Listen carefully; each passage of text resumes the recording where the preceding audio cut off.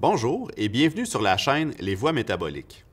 Aujourd'hui, on aborde un sujet qui touche directement les familles et la santé des générations futures, l'alimentation des tout-petits. Pour en parler, on reçoit la docteure Véronique Gingras. Véronique est nutritionniste, professeure adjointe au département de nutrition de l'Université de Montréal et chercheuse au Centre de recherche du CHU Sainte-Justine. Ses travaux de recherche portent sur le rôle de la nutrition aux périodes pré- et postnatales dans la prévention des maladies cardio-métaboliques chez l'enfant. Elle s'intéresse particulièrement à la grossesse et à la petite enfance, deux périodes critiques pour instaurer des habitudes alimentaires favorables à long terme. Sa programmation de recherche s'articule autour de deux grands volets: l'optimisation du traitement et la prévention du diabète chez les femmes enceintes, ainsi que la prévention du diabète chez l'enfant. Aujourd'hui, elle nous parle des recommandations, mais aussi des défis bien réels liés à l'alimentation des bébés et des jeunes enfants. Bonne écoute.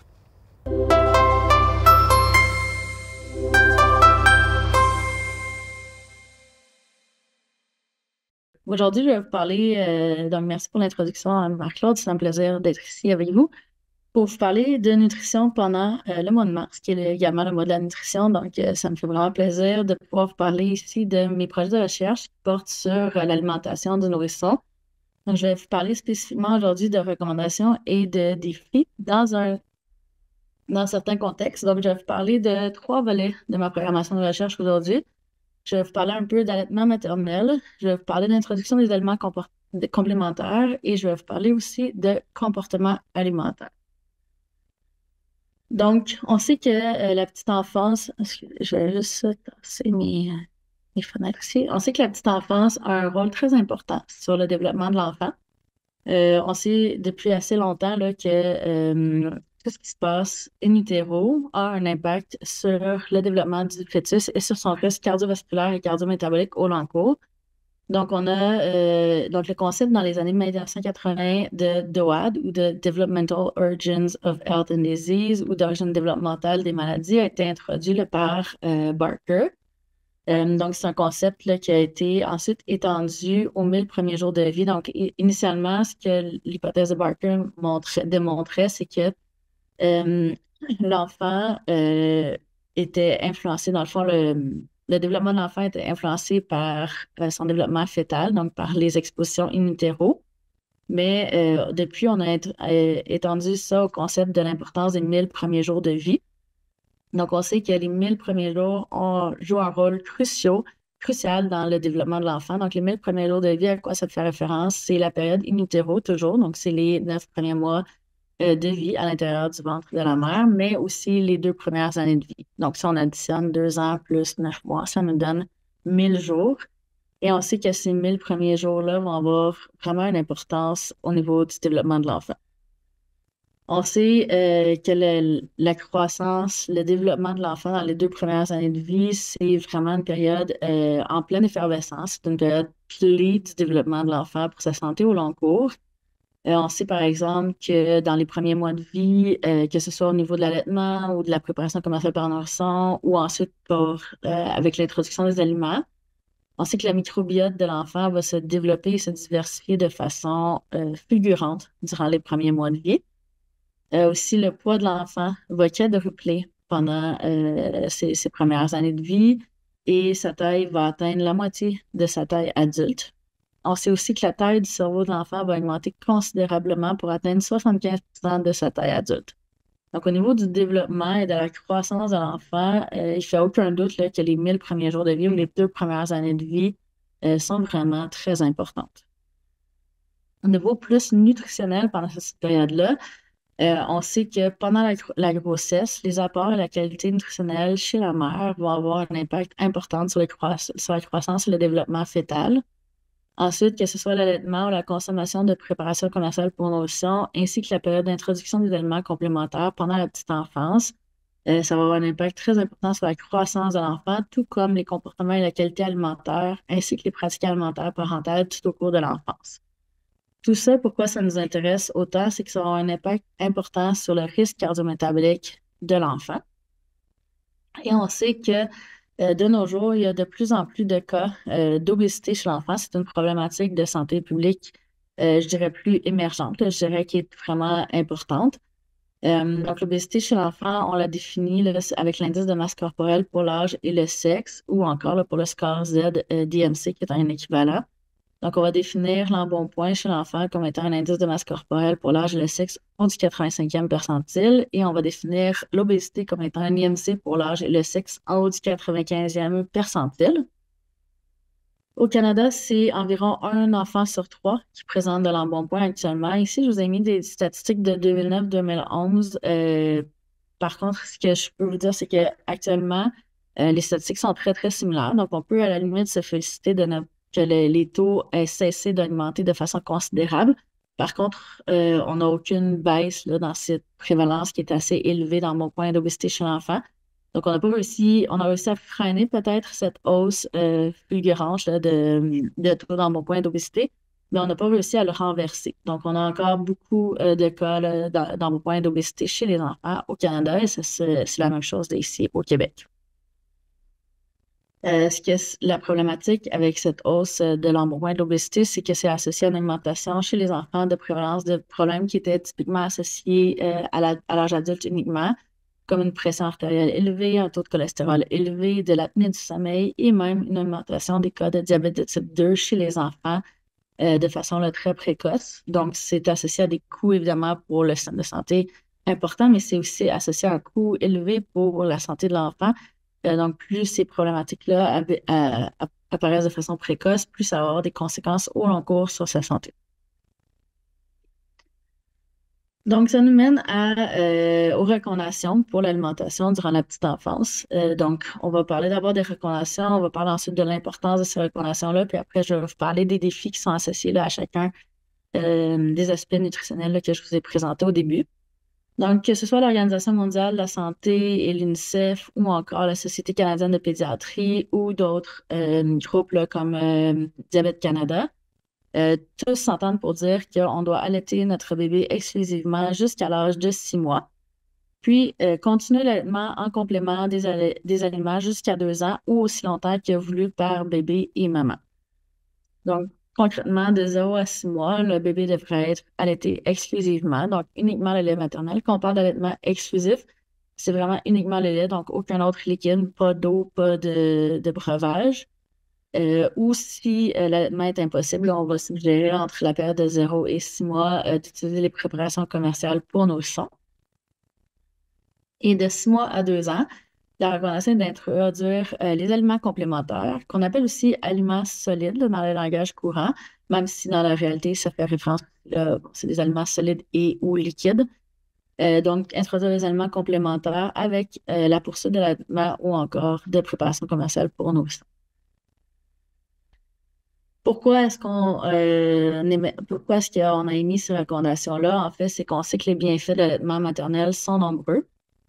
Les bienfaits chez la mère vont inclure, par exemple, une diminution du risque du cancer du sein et des ovaires, une prolongation aussi de l'aménorrhée, qui est un bénéfice là, pour la mère. Donc, c'est une méthode de contraception qui n'est pas parfaite, mais qui peut aider là, pour la mère. C'est plus économique et également, donc il n'y a pas de frais associés là, à l'allaitement en soi, comparativement aux préparations commerciales pour nourrissons. Et ça favorise la perte de poids post-accouchement, donc la perte du poids associée à la grossesse et donc une diminution du risque cardio-métabolique également au long cours. Chez l'enfant, l'allaitement maternel va favoriser la croissance et le développement général là, de l'enfant. Ça va également favoriser son développement cognitif. Ça favorise le développement adéquat du système immunitaire. Donc, on sait que l'allaitement est associé à de nombreux bénéfices là, au niveau immunité. Et c'est associé aussi à une diminution du risque cardio-métabolique au long cours chez l'enfant. Pour l'enfant et la mère, ça favorise également le lien d'attachement, donc diminution aussi là, de certaines conséquences psychologiques, par exemple, là, de post-accouchement, comme la dépression postpartum. Les recommandations, bon, donc, on recommande d'allaiter pendant 6 mois, mais on recommande aussi d'introduire les aliments là, autour de 6 mois. Donc, c'est comme une recommandation en 2 volets. Et les recommandations là, pour ce moment d'introduction des aliments solides sont basées, oui, sur les bienfaits de l'allaitement. Donc, on veut poursuivre l'allaitement jusqu'à 6 mois le plus possible, mais on veut aussi retarder là, l'introduction des aliments solides pour diminuer le risque de problèmes gastro-intestinaux, entre autres, pour diminuer le risque de malnutrition, d'insuffisance pondérale et diminuer le risque d'allergie. Par contre, on veut quand même que les aliments soient introduits à l'âge de 6 mois et qu'il n'y ait pas que l'introduction ne soit pas trop retardée. Parce qu'à ce moment-là, si l'introduction est retardée, ça peut à ce moment-là engendrer d'autres problèmes de malnutrition comme des déficiences en fer et ça peut à ce moment-là augmenter le risque d'allergie et d'atopie. Donc, il y a comme un sweet spot, si on veut, donc un moment idéal pour introduire les aliments complémentaires qui est autour de 6 mois. Donc, à ce moment-là, si on introduit trop tôt, ça augmente le risque de malnutrition, mais si on introduit trop tard, ça augmente également le risque de malnutrition. Donc, en ce qui est trait aux recommandations, on s'est intéressé dans notre équipe de recherche à savoir si, pas dans notre équipe de recherche, excusez-moi, avant que je commence ma programmation de recherche, je me suis intéressée au moment d'introduction des aliments complémentaires, puis au risque d'obésité, donc à l'adiposité à travers l'enfance. Je vais vous présenter très, très rapidement, parce qu'ici, je ne voulais pas présenter sur la diapo précédente, mais il y aurait aussi un risque d'obésité infantile qui est associé au moment d'introduction des aliments complémentaires. Donc, c'est ce que je vais vous présenter ici. Donc, on a regardé le moment d'introduction des aliments complémentaires puis l'adiposité au travers de l'enfance dans la cohorte Project Viva aux États-Unis, qui est une étude de cohorte incluant 1013 enfants à Boston aux États-Unis. Puis, ce qu'on a montré dans cette cohorte-là, c'est une cohorte qui recevait principalement des aliments complémentaires entre l'âge de 4 et 6 mois. Il faut dire que la recommandation aux États-Unis, au moment où la cohorte a été réalisée, c'était d'introduire les aliments entre 4 et 6 mois. Donc, ici, le 68%, c'était la recommandation, tandis que 19% des enfants recevaient des aliments complémentaires de façon hâtive, soit avant 4 mois, et 14% recevaient des aliments complémentaires de façon tardive, donc au-delà de 6 mois. Donc, ce qu'on veut, c'est vraiment un respect des recommandations le plus possible. Puis ce que nos analyses ont montré, c'est que chez les enfants avec une introduction hâtive, il y avait une adiposité plus élevée, autant chez les enfants allaités que non allaités, à l'âge d'environ 13 ans. Donc, même 13 ans plus tard, on voyait cette association-là en corrigeant pour de nombreux facteurs confondants. Et pour les enfants avec une introduction tardive des aliments, on observait une adiposité plus élevée seulement chez les enfants non allaités à l'âge de 13 ans. Donc, on voit que le moment d'introduction des aliments complémentaires joue un rôle potentiel sur le risque d'obésité chez les enfants. Donc, c'est pour ça qu'on s'intéresse particulièrement là, à cette recommandation-là, puis au respect de la recommandation dans les familles. Il y a aussi, au-delà du moment d'introduction des aliments complémentaires, donc oui, c'est important de respecter le moment d'introduction, donc autour de 6 mois, mais il y a aussi des recommandations spécifiques pour l'introduction de certains aliments. Donc, par exemple, l'OMS va recommander au niveau de la progression des textures de progresser graduellement dans les textures des aliments qui sont offerts chez l'enfant entre 6 et 12 mois. Tandis que la Société canadienne de pédiatrie, elle, il va donner une recommandation un peu plus précise, puis suggère que l'introduction des textures grummeleuses dans l'alimentation de l'enfant doit avoir été faite avant l'âge de 9 mois. Au niveau des allergènes, donc ça, c'est des recommandations qui sont un petit peu plus récentes. Et au niveau de la Société canadienne de pédiatrie, on recommande d'introduire les allergènes autour de 6 mois. Donc, ça, c'est dans l'optique de réduire le risque d'allergie. Et au niveau de certains nutriments spécifiques, que ce soit au niveau de l'Organisation mondiale de la santé ou de la Société canadienne de pédiatrie, on recommande d'introduire des aliments riches en fer dès le début de l'introduction des aliments et d'éviter les boissons sucrées et les sucres ajoutés dans l'alimentation des enfants. Donc, au niveau des recommandations spécifiques pour l'introduction des aliments, pourquoi ces recommandations-là ont été émises? En fait, c'est qu'on a observé dans la littérature que l'introduction tardive de certains allergènes était associée à un risque accru d'allergie alimentaire. Donc, ça va être particulièrement vrai pour les arachides et aussi les œufs. On a aussi observé dans plusieurs études qu'une introduction tardive, ici on définit une introduction tardive par une introduction au-delà de 10 mois d'âge de l'enfant, des textures grumeleuses étaient associées à un risque accru de sélectivité alimentaire. Donc ça, c'est ce qu'on appelle communément le picky eating, ou des enfants là, qui sont très sélectifs là, dans ce qu'ils veulent manger, donc des enfants qui ont une moins grande diversité de leur alimentation. Et ici, je vous fais juste un petit aparté parce que c'est quelque chose que j'ai parlé un peu dans ma présentation. Donc, on observe aussi en lien avec cette introduction-là des textures humoreuses depuis les années 2000 et un peu plus tard, un intérêt croissant des parents pour ce qu'on appelle le baby-led weaning ou la diversification alimentaire menée par l'enfant. Donc, ça, c'est un concept où les textures sont introduites dès le début de l'introduction des aliments. Donc, vraiment, les enfants vont être nourris avec des aliments de la famille, mais avec des textures adaptées. Donc, on voit ici là, ma petite Rose qui mange un brocoli très, très bien cuit, là, qui se défait facilement. Donc, un brocoli vapeur, on voit à quel point elle semble apprécier. Donc, ça, c'est une méthode d'introduction des aliments où on a introduit les textures là, dès le début. Donc, je vous en parle parce qu'on va en parler un petit peu plus tard dans nos études, parce que c'est justement une façon d'introduire les textures beaucoup plus rapidement. C'est une méthode qui gagne en intérêt là, beaucoup. C'est pas une méthode qui a été associée nécessairement là, à beaucoup de bénéfices de façon tangible dans les études chez l'enfant. Par contre, c'est une méthode qui n'a pas non plus été associée à aucun risque pour la santé de l'enfant. Donc, c'est une méthode qu'on peut suggérer aux parents, qui est suggérée maintenant dans plusieurs guides pour les parents, qui n'est pas nécessairement associée à tant de bénéfices là, au niveau des études, mais qui n'est pas non plus associée à aucun risque. Donc, je vais commencer par vous parler, donc on a parlé des recommandations, je vais vous parler plutôt maintenant des défis. Donc, dans mes études, on s'intéresse beaucoup là, à certains défis pour justement aider les mères là, à mieux respecter les recommandations dans la mesure du possible. Et au niveau de l'allaitement maternel, on sait que c'est quand même assez difficile de respecter les recommandations, ou du moins que c'est pas une grande proportion de la population qui va respecter les recommandations. Donc, je vous présente ici les plus récentes statistiques de l'EDEC 2, donc l'étude longitudinale du développement des enfants au Québec. C'est une étude ici qui est populationnelle, donc qui est représentative de la population au Québec.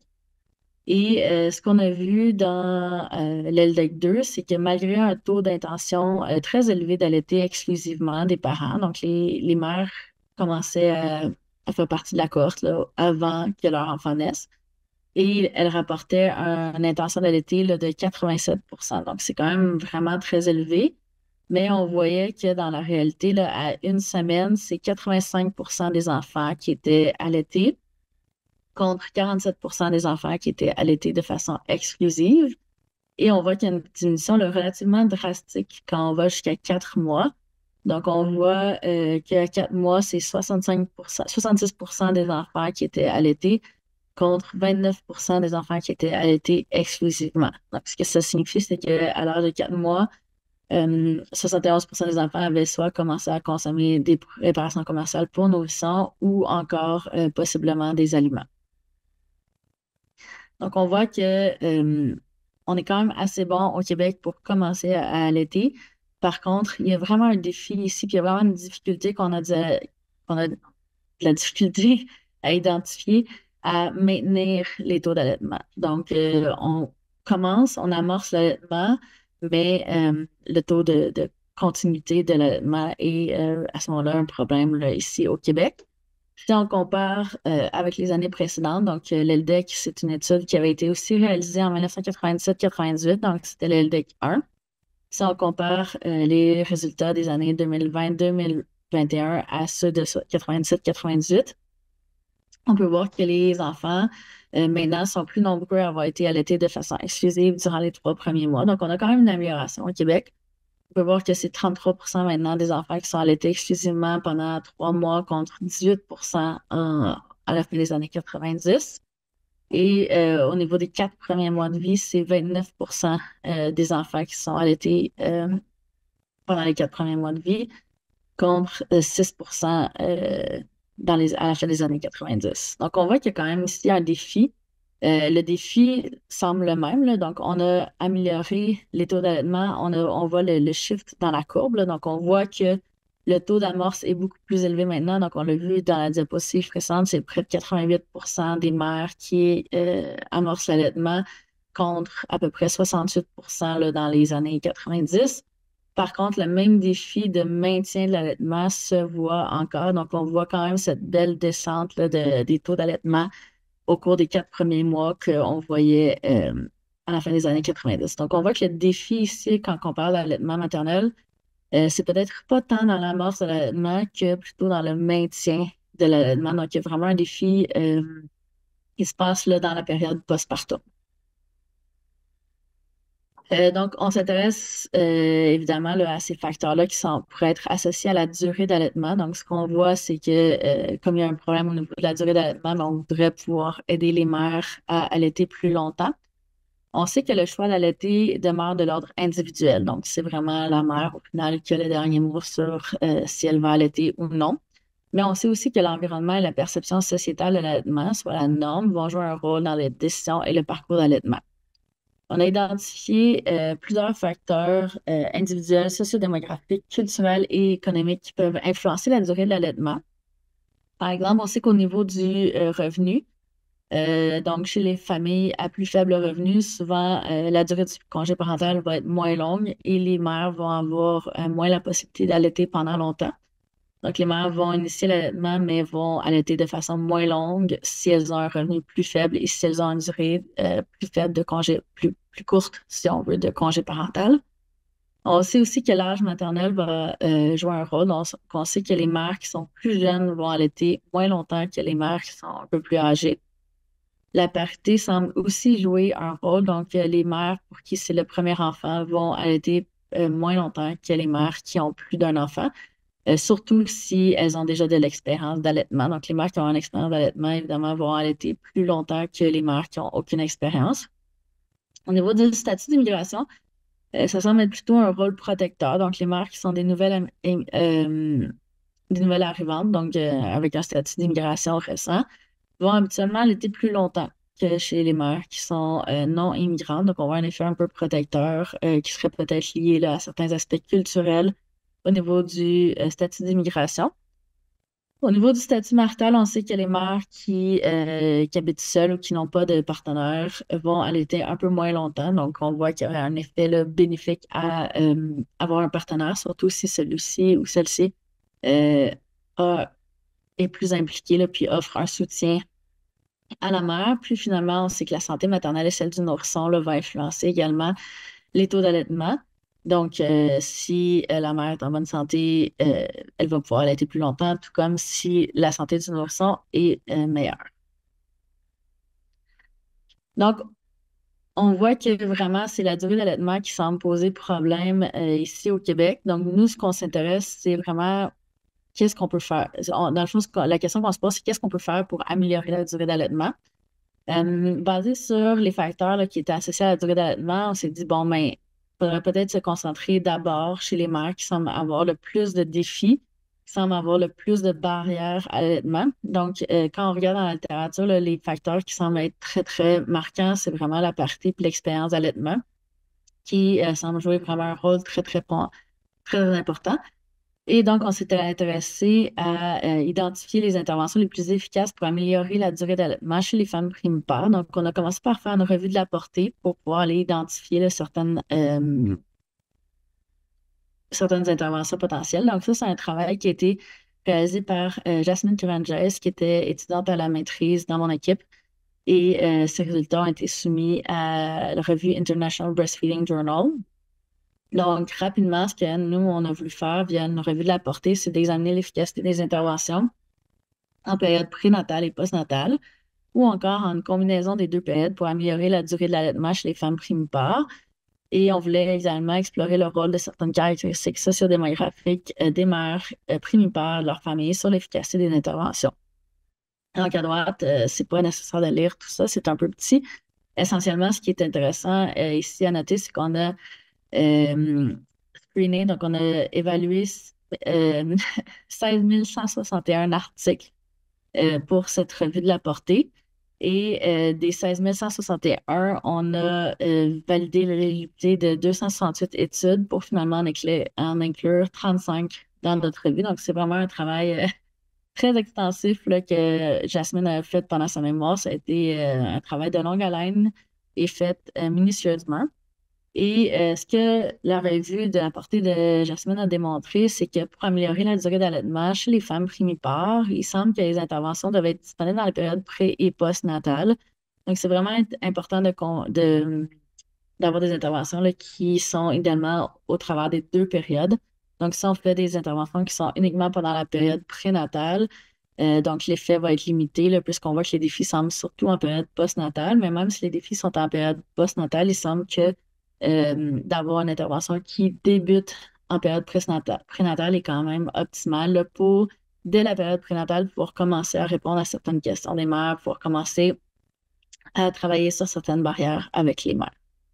On a aussi vu que les interventions devraient idéalement inclure là, où la partenaire.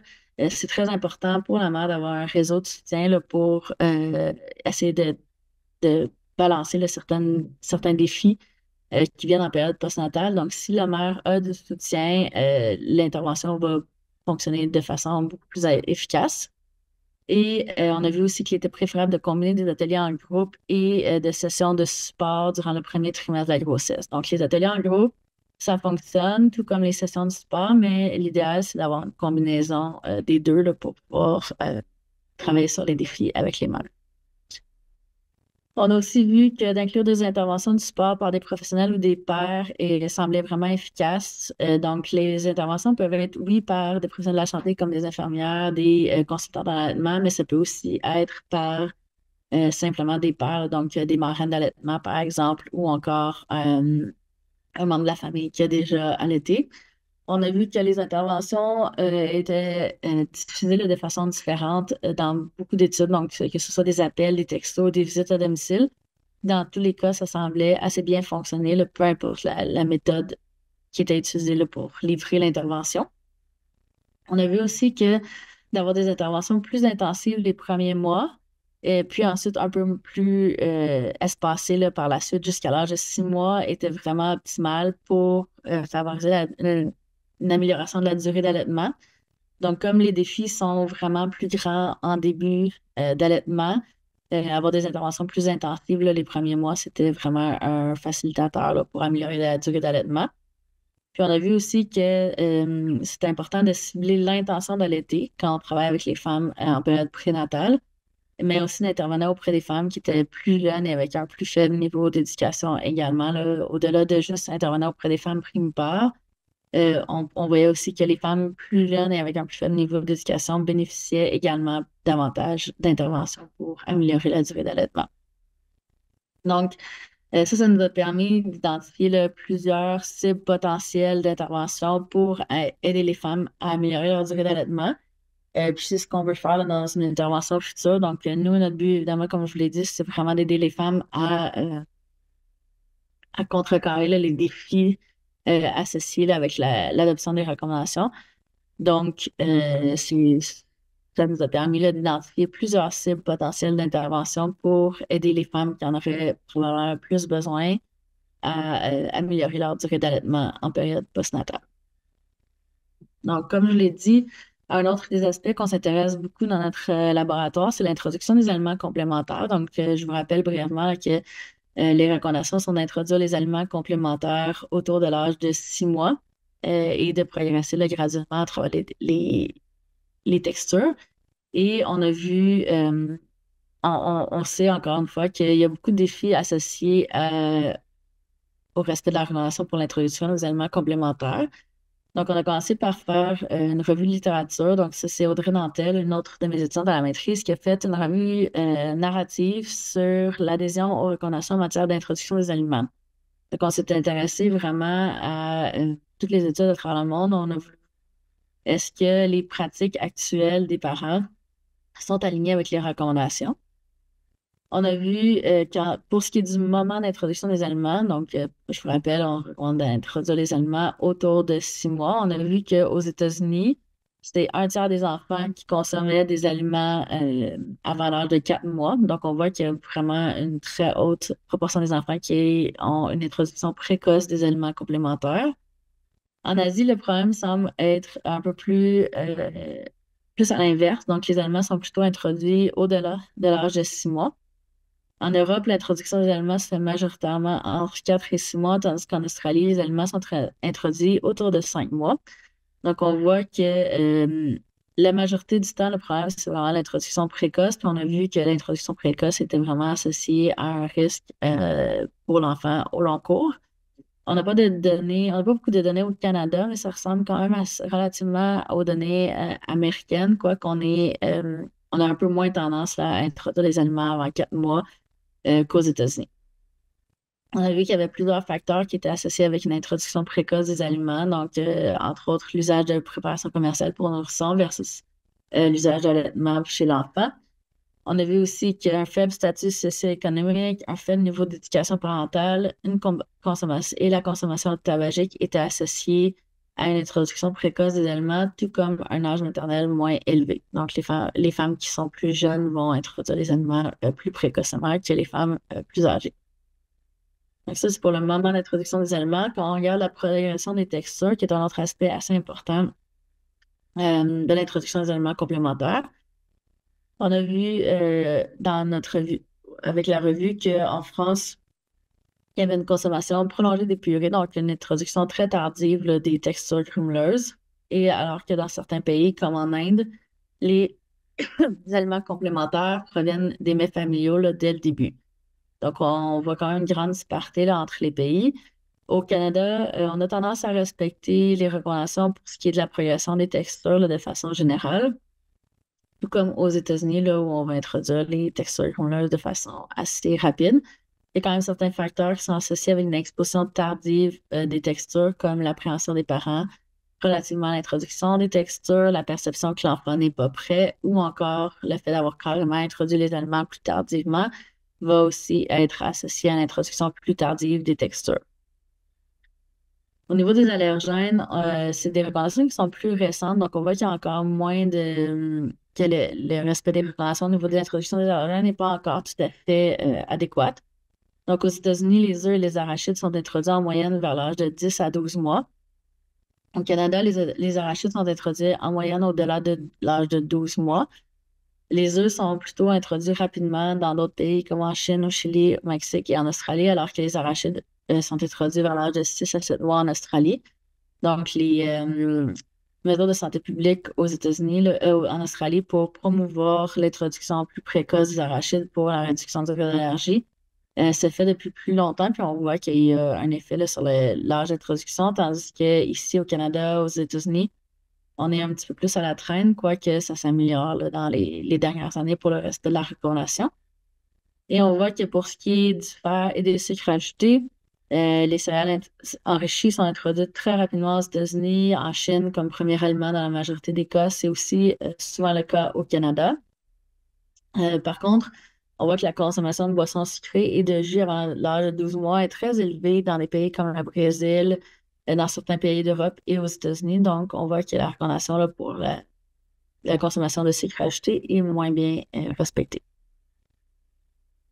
Donc, en bref, ce qu'on observe, là, c'est vraiment qu'une proportion élevée de parents n'adhèrent pas aux recommandations durant l'introduction des aliments complémentaires. Donc, il semble y avoir là, vraiment des défis à ce niveau-là, principalement pour ce qui est du moment d'introduction des aliments, mais aussi pour la progression des textures et l'introduction des allergènes.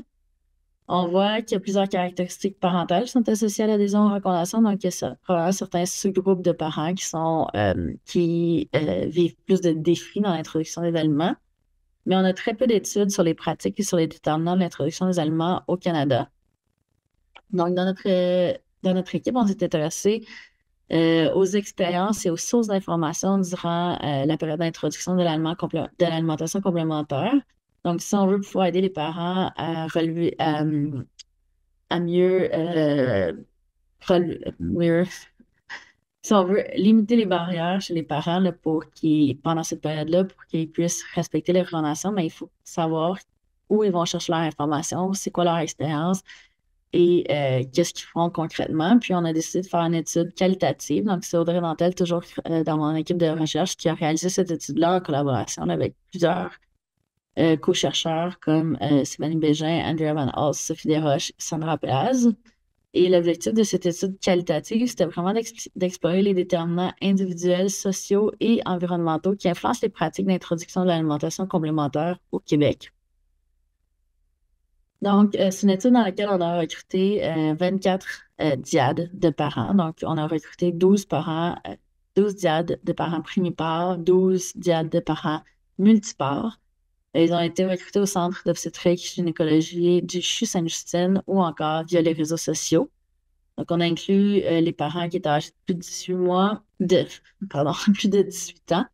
Ce serait étrange sinon. Donc, les mères et partenaires âgés de 18 ans et plus. L'enfant devait être âgé de moins de 6 mois pour que les parents puissent être inclus dans l'étude.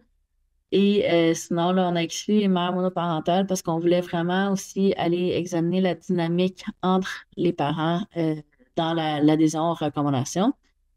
Et voilà pour ça. Donc, comment l'étude s'est déroulée, c'est qu'entre l'âge de 3 et 6 mois, on a recruté les parents et on a fait une première collecte de données sociodémographiques, médicales. On a recruté aussi, on a récolté les données sur les habitudes de vie et sur les données d'allaitement. Et ensuite, à l'âge de 8 mois, on a donné un questionnaire là, sur les pratiques d'introduction des aliments complémentaires. Donc, on a voulu savoir si l'enfant était toujours allaité ou non, s'il concernait des produits, des préparations commerciales pour enfants. Et on a voulu aussi savoir là, si les aliments avaient été introduits. Et ensuite, on a fait, à l'âge de 9 mois, des entrevues semi-structurées sur les déterminants d'introduction des aliments complémentaires à l'aide d'un guide d'entrevue qui est basé sur le modèle socio-écologique. Donc, c'est un modèle qui est largement utilisé dans les études qualitatives, notamment là, les études en nutrition, qui nous permet d'aller vraiment évaluer les déterminants au niveau de niveau individuel, interpersonnel et plus large, là, plus en termes de déterminants environnementaux aussi. Et ces entrevues-là, semi-structurées, ont été réalisées à l'âge de 9 mois parce qu'on voulait qu'elle ait été faite là, dans une période où on pouvait relativement être certain que les aliments avaient été introduits. Et c'était des entrevues semi-structurées là, pour vraiment essayer d'aller chercher l'information le plus précise possible là, sur ce qui avait influencé les parents. Donc, on a fait une analyse qualitative des verbatims via Nivo, puis on a identifié les thèmes par des approches déductives et inductives. Quand je dis on, évidemment, c'est mon étudiante Audrey là, qui a fait un travail extraordinaire là, avec cette étude. Et on a aussi réalisé certaines statistiques descriptives de l'échantillon et des pratiques d'introduction d'aliments complémentaires. Donc, vous pouvez voir ici là, les déterminants, les thèmes qui sont ressortis de cette étude-là. Donc, au niveau des déterminants individuels, on a pu voir qu'il y avait les sources d'information qui ressortaient comme thème, les motivations des parents, les attitudes, contexte et ressources, ainsi que les caractéristiques de l'enfant. Au niveau des déterminants sociaux, ce qu'on peut voir comme thème, c'est en plus les sources d'informations. Donc, on va être les familles et amis, ainsi que le groupe de soutien et activités de parents, bébés, étaient des thèmes qui étaient abordés par les parents. Tandis qu'au niveau des déterminants environnementaux, c'est vraiment les sources d'informations qui étaient le thème principal qui était discuté et les parents avaient discuté principalement du milieu de la santé, des professionnels, des ressources gouvernementales ou non gouvernementales, de l'environnement numérique et du milieu de garde. Je vais vous donner quelques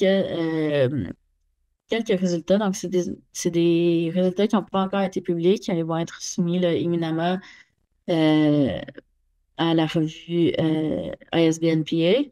Mais je vais quand même vous donner un petit aperçu. Donc, essentiellement, on avait recruté, là, comme je vous l'ai dit, 12 diades de parents, 24 diades de parents, en fait, là, donc 24 mères, 24 pères, qui étaient âgés en moyenne là, de 34-35 ans. On avait quand même dans notre cohorte 42% des parents qui étaient des immigrants de première ou seconde génération. Et pour 58% des parents qui étaient d'origine ethnique blanche, 25% chez les mères qui étaient d'origine mixte contre 4% chez les pères.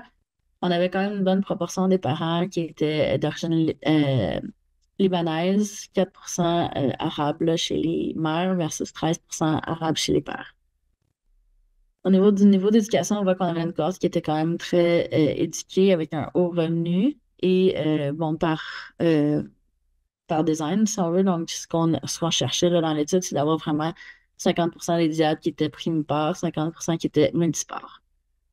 On a vu que dans la majorité des familles qui avaient été recrutées, l'allaitement avait été initié. C'est 29% des mères qui avaient allaité exclusivement jusqu'à l'âge de 6 mois. Donc, on voit que ça ressemble quand même relativement aux données québécoises.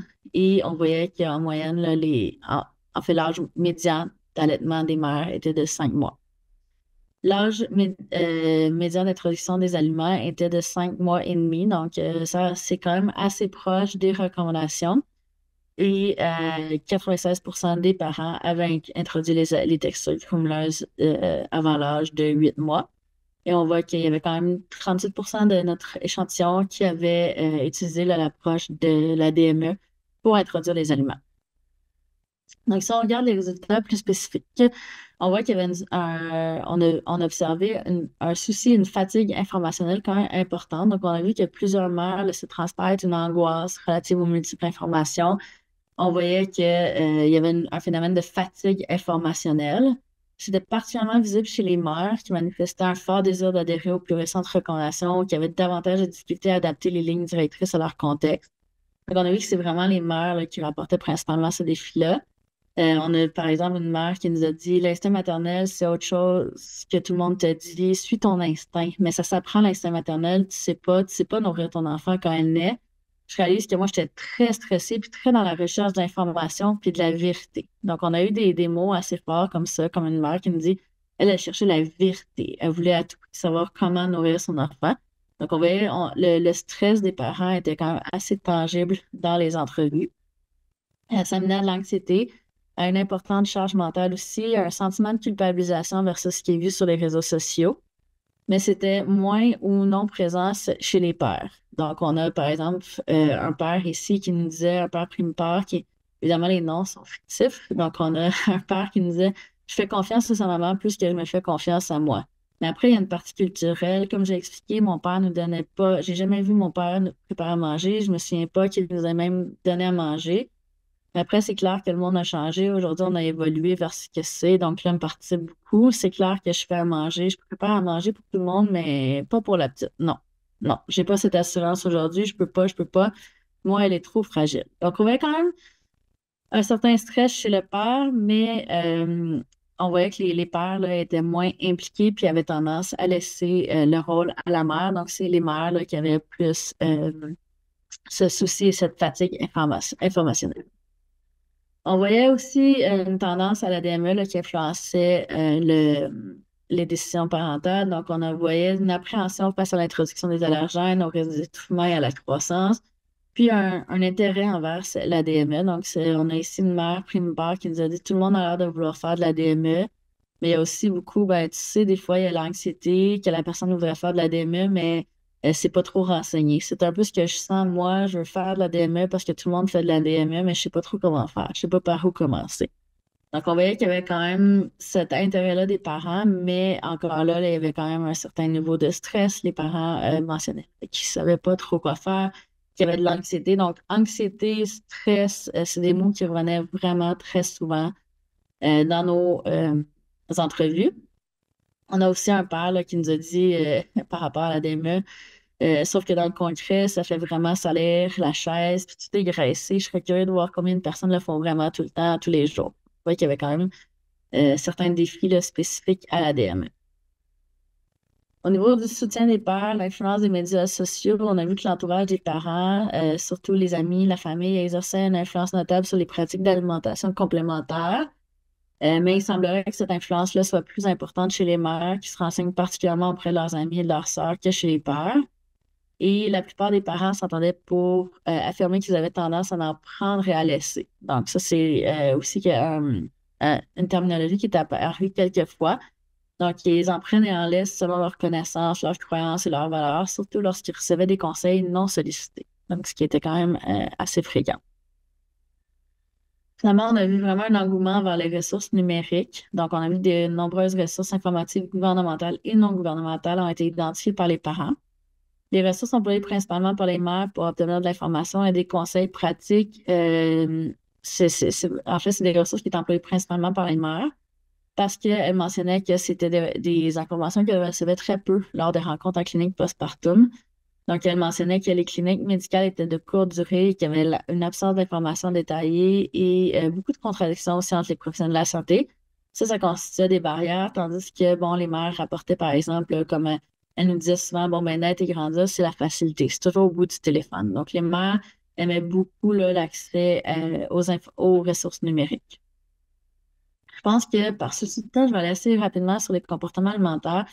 Je voulais juste vous parler brièvement de manger en absence de faim, qui est un comportement là, assez explicite. Donc, ça veut dire manger au-delà de la satiété.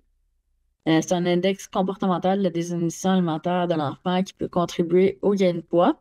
qui a été étudié en profondeur dans les dernières années, qui pourrait expliquer certaines différences individuelles dans la réponse à l'environnement alimentaire. Je vais passer assez rapidement. Pourquoi on s'intéresse à manger en absence de faim, c'est que ça peut être observé chez les enfants dès l'âge de 3 ans. C'est observé chez les filles et les garçons. Ça augmente avec l'âge durant l'enfance et tend à se stabiliser là, vers l'âge de 13 ans. Ça a été très largement étudié et associé à la adiposité et à l'obésité. Puis, il y a plusieurs facteurs qui seraient liés au développement de manger en absence de faim qui sont liés à la petite enfance. C'est pour ça qu'on s'y intéresse particulièrement.